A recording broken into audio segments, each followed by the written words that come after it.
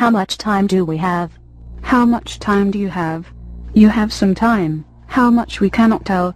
But we come with an urgent message. This is not a problem that can simply be avoided or denied.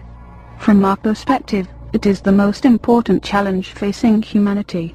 It is of the greatest concern, the first priority. You are late in your preparation. This was caused by many factors beyond our control. But there is time, if you can respond. The outcome is uncertain, and yet there is still hope for your success. How can we focus on this intervention given the immensity of other global problems which are occurring right now? First of all, we feel that there are no other problems in the world that are as important as this. From our perspective, whatever you can resolve on your own will have little meaning in the future if your freedom is lost. What could you hope to gain? What could you hope to achieve or secure if you are not free in the greater community? All of your accomplishments would be given to your new governors. All of your wealth would be bestowed upon them. And though your visitors are not cruel, they are completely committed to their agenda. You are valued only insofar as you can be useful to their cause. It is for this reason that we do not feel that there are any other problems facing humanity as important as this. Who is likely to respond to the situation? Regarding who can respond, there are many people in the world today who have an inherent knowledge of the greater community, and who are sensitive to it. There are many others who have been taken by the visitors already, but who have not yielded to them, or to their persuasion. And there are many others who are concerned about the future of humanity, and who are alerted to the dangers that humanity faces, even within your own world. People in all or any of these three categories may be amongst the first to respond to the greater community reality, and to the preparation for the greater community. They may come from any walk of life, from any nation, from any religious background, or from any economic group. They are literally all over the world. It is upon them, and upon their response, that the great spiritual powers that protect and oversee human welfare are depending. You mentioned that individuals are being taken all over the world. How can people protect themselves or others from being abducted? The more you can become strong with knowledge, and aware of the visitor's presence, the less you become a desirable subject for their study and manipulation. The more you use your encounters with them to gain insight into them, the more of a hazard you become. As we have said, they seek the path of least resistance. They want individuals who are compliant and yielding. They want those who cause them few problems and little concern. Yet as you become strong with knowledge, you will be beyond their control, because now they cannot capture your mind or your heart. And with time, you will have the power of perception, to see into their minds, which they do not wish. You then become a danger to them, a challenge to them, and they will avoid you if they can. The visitors do not seek to be revealed. They do not wish for conflict. They are overly confident that they can achieve their goals without serious resistance from the human family. But once such resistance is mounted, once the power of knowledge awakens in the individual, then the visitors are facing a much more formidable obstacle.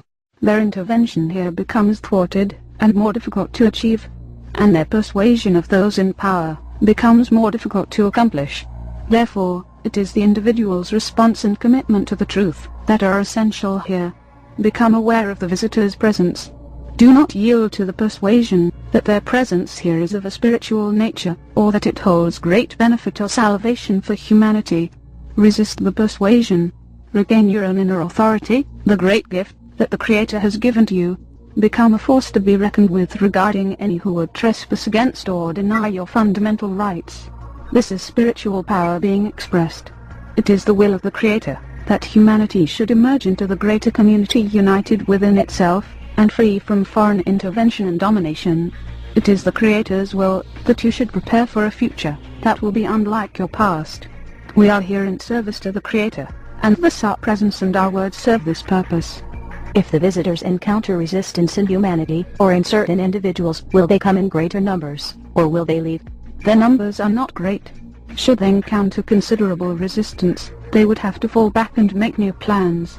They are wholly confident that their mission can be fulfilled without serious obstacles.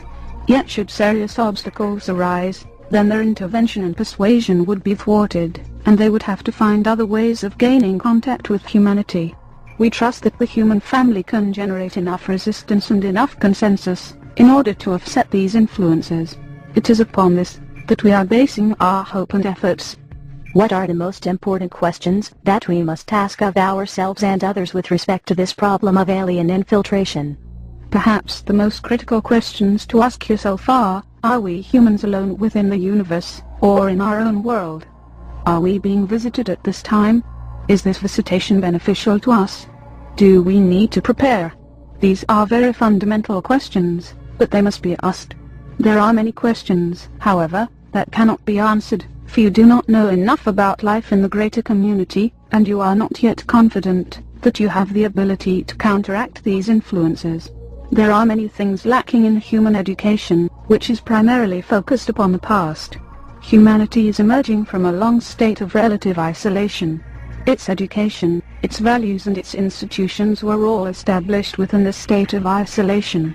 Yet your isolation now is over, forever. It was always known that this would happen. It was inevitable that this would be the case. Therefore, your education and your values are entering into a new context, to which they must adapt. And the adaptation must happen quickly, because of the nature of the intervention in the world today. There will be many questions that you cannot answer. You will have to live with them. Your education about the greater community is only at the very beginning. You must approach it with great sobriety and care. You must counteract your own tendencies to try and make the situation pleasant or reassuring.